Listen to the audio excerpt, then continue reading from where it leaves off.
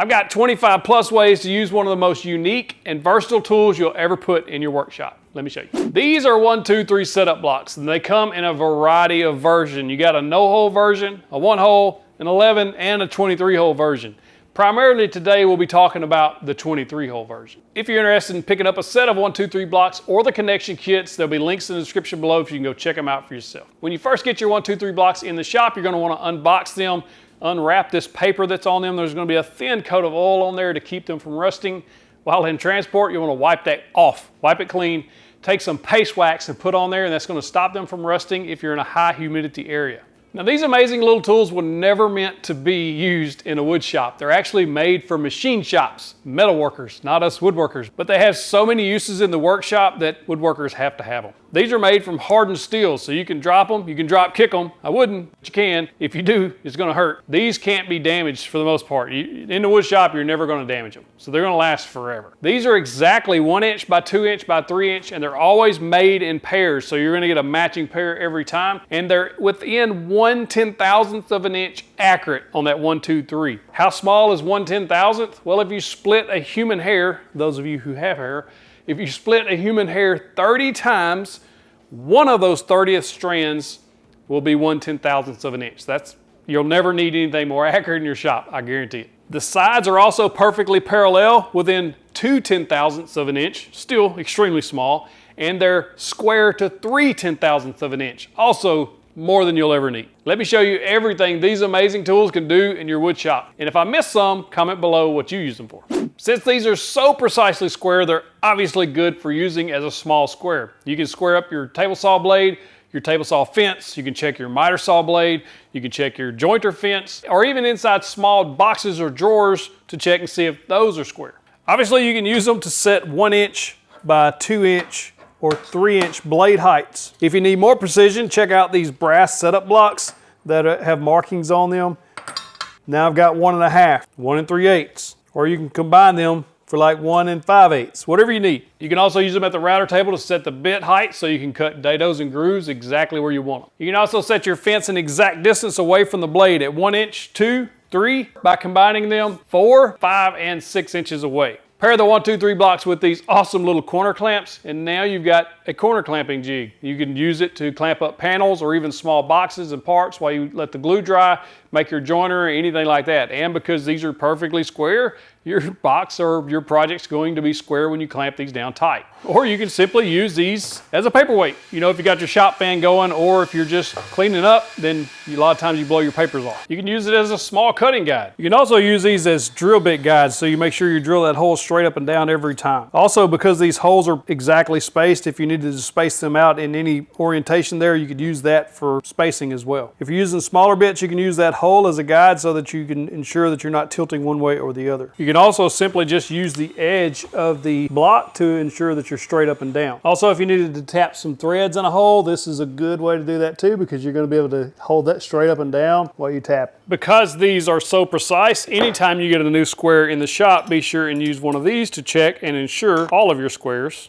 are square. And because we know these are within 1/10,000th of an inch, 3 inches by 1 inch by 2 inch, you can check your tape measures to ensure that they are also accurate. These actually make a really cool pencil holder for your workbench, so you can always find a pencil and then you can always put it back when you're done, and that'll help you find it next time. Also, driver bit organizers, this is perfect for that. And if you team them up with some of these rare earth magnets that fit almost perfectly in those holes, you can take these around on the workbench and not worry about them falling out. It's super cool. Or you can leave them in your toolbox without the magnets, and you'll have your driver bits there. Also, for cutting small dowels, things like that, these are great just to help guide your saw to keep everything nice and square. If you have some rare earth magnets, they stick right to this block, and if you have a metal rule, then you can stick that to the block, line everything up, and now you have a height gauge for your router table, for your table saw, or to set the fence a specific distance. This is a great way to get just a nice little setup gauge, super easy. Pair one of these solid blocks with a digital depth gauge like this and a mag base, and you can check the thickness of stock like this piece of walnut. And you know exactly how thick it is for the CNC, or if you're doing precise mortise and tenon, this will give you the exact measurement. You can use the same depth gauge setup to check for coplanar on your jointer beds, and you can also set precise heights of your router bits with this. And you can even check the distance of the fence so you get those set up just perfectly right. Another fantastic use for these 1, 2, 3 blocks is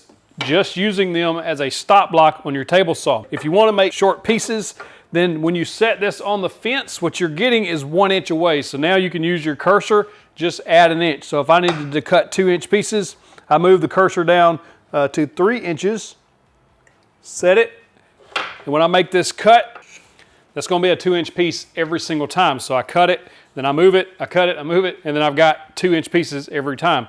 Now you never want to cut like this without a stop block, a 2-inch piece. That'll get jammed in there and between your blade and the fence, and it'll cause a kickback. So you want to actually use one of these stop blocks. The good thing about these are they are fairly heavy, so you're not going to move, but they will a little bit, and we have a solution for that. Check this out. So Mike Taylor came up with this jig, and it's very simple. I've named it the Oklahoma jig because it's shaped like Oklahoma, right?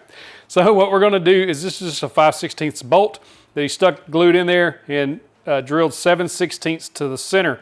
What that does is it's going to allow when it sets on that, it's genius, isn't it? When it sets down on that block, you're going to have a little bit of that block protruding about 1/16 of an inch. And the reason for that is you can have these fence clamps similar to these, or even a dovetail clamp, something like that will fit down in that hole. The way it leverages the inside of that pin is pulling the block toward the fence and pushing it down so it's not going to move. And it's still perfectly square with the fence and 1 inch. So now this isn't going to move. It's going to be there while we make our cuts.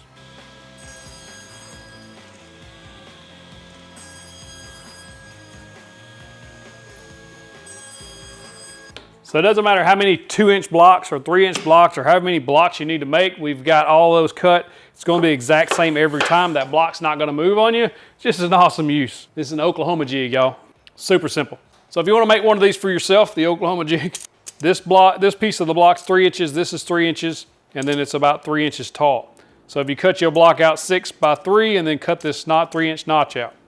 This hole here is about 1 3/4 or 1.5 inches from the end, and this is 15 or 7/16 in from the edge, and then also about 1.5 inches from the end. So it's a very simple jig you can make for this 1, 2, 3 block. Now Mike developed and come up with this kit on his own to join 2 of these blocks together. It includes all the screws, everything you're going to need to join them in any orientation that you could possibly conceive of and use for jigs and other things. I'm fixing to show you a bunch of ways to use them. You have 4 of these nuts that have threads inside, and then you have all of these bolts at different lengths to join them in different orientations. Obviously the shorter bolts will join the 2 1-inch or the 2 sides together. The medium length are going to be for medium hookups, and then the longer for the long hookups. 2 of these have threads and 2 do not. 2 is going to allow that to pass through, and what that's going to do is give you a stop inside for the head of the bolt. Now that we have these joined at this 90-degree block, we've got 4 inches this way, we've got 3 inches this way, and it's perfectly square. And the reason is when you tighten these bolts down, this side's flat, so we know that this is going to be perfectly square. Just set it on a table saw, something like that, something really flat. But when you tighten it up, that'll ensure everything lines up perfectly. Now we can actually use this orientation for a few different things. Check this out. You can use this as a shoulder square, so you can mark 2 lines on 90-degree sides of the board, so you can carry that line all the way across. This is also great if you have taller pieces that you set up just to hold them in place while you get the other pieces joined up or get them lined up. And of course you can use the corner squares again with this, and you'll have more surface area, giving you a more accurate 90-degree. You can also use this at the drill press to drill 90 degrees down into the edge or the end of a board, especially if you don't have a fence or any other way to clamp your pieces down. Earlier we used the block for a drill guide, but if you have a drill bit that will not fit through those holes, this is an excellent drill guide. You got a 90-degree corner, you just hold it straight up and down and drill a straight hole. This works great. Now I've got the 1-inch sides together here, and this gives me a little bit more surface area as far as being using it as a square, inside square, or even a little outside square if you want it. You'll notice this kit, everything is embedded inside the blocks. Before, most people would connect these with bolts and nuts, and they would be popping out of the sides, and then you couldn't use those as squares, things like that. But with Mike Taylor's hardware kit, you certainly can use these as squares and straight edges and things. Now one thing to note, when you put these together, you'll notice that there is a flathead slot right there. He actually sends this flathead bit with it, so you can put that in there just like that and hold that while you put the bolt through. But the line indicates which way the bolt is going and which way to orient that nut inside so you know where the hole is without having to feel around and look for it. With the hardware kit, you can join two together just like this, and now you've got a 6-inch perfect straight edge. You can use that on your jointer to set up your jointer beds, or just use it as a straight edge or anything you need in the shop. Another use for the blocks, or you can use one as a backer if you're gluing up like a 90 here. Use one as a backer to hold pressure. The other one here that's going to give you a perfect 90 degree when you sandwich the one piece in between the two. Good way to hold pressure while you make that glue up. You can also use these 1, 2, 3 blocks as stop blocks. All you need is a 5/16 inch bolt, like this T-bolt, slide into the T-track. Then if you use these connected like this, all you have to do is put a knob on top, tighten it down, you've got a T-track stop block. But if you don't want to use T-track, I've got another method that Mike showed me from UntitledTools.com that we can build our own little jig to make these, and it's going to clamp down super tight with no T-tracks. Let me show you. You're going to need a piece of hardwood of some kind. I'm going to use walnut, but you can use maple or whatever you got on hand. First thing I did was go to the table saw and set the fence 2 inches away from the blade using the stop block. That way I know I get exact, precise piece. And then I ripped this piece of walnut 2 inches wide. Next thing I did was take the stop block and lay it on top, use drill bits to center the drill so I know exactly where I need to drill those 3 holes. And then 2 of those holes on the outer edges are going to be stopped. In other words, we're not drilling all the way through, but that center hole we are drilling through. So I just use a piece of painter's tape here so that I could drill down where I know where to stop. Once those 3 holes were set, then you could take it over and cut it. I cut a 1-inch piece first, but then I kind of decided I wanted a 2-inch piece, so I went back later and cut a 2-inch piece. I used my multi-tool here with a multi-purpose blade. It was just cut the heads of those bolts off. For the holes in this stop block, I used a bit that was barely less than 5/16 of an inch. That way when I take these bolts, I could thread them in the hole and they'll hold a little better. Or you could drill it a little bit bigger and then just drop those in and epoxy or CA glue them in. But I did use a little CA glue to help hold them in also. And then for the center bolt, you're going to need a 5/16 inch carriage head bolt, about 3.5, 4 inches long, depending on how thick your fence is. Once you have all those bolts set, then you'll be able to put these 2 pieces together, take it over to your crosscut sled if you've got 2 pieces of plywood for your fence, in other words, 1.5 inches thick. This is going to work for that, or any thinner than that, or just a single piece. But you don't need T-track, and that's one of the great things about this little stop block. No T-track needed. Just a super awesome stop block, quickly adjust, and it is super solid. Not going to move on you when you clamp that thing down. If you don't have 1, 2, 3 blocks yet, pick you up a pair. You will not regret it. They're very inexpensive for what you're getting. The most accurate, most versatile tool you could possibly get in your wood shop. Pick up some of these corner clamps while you're there. Also a connection kit. There's no end to the things that you can do with these things. I'm telling you, you're going to love them. Check the link in the description below to get your set. If you like tools and jigs like this, you'll love 5 of my favorite tools. Click that box right there. Click in the box, get you the big old virtual fist bump. Also a table saw jig video, super, super interesting. Click that box right there.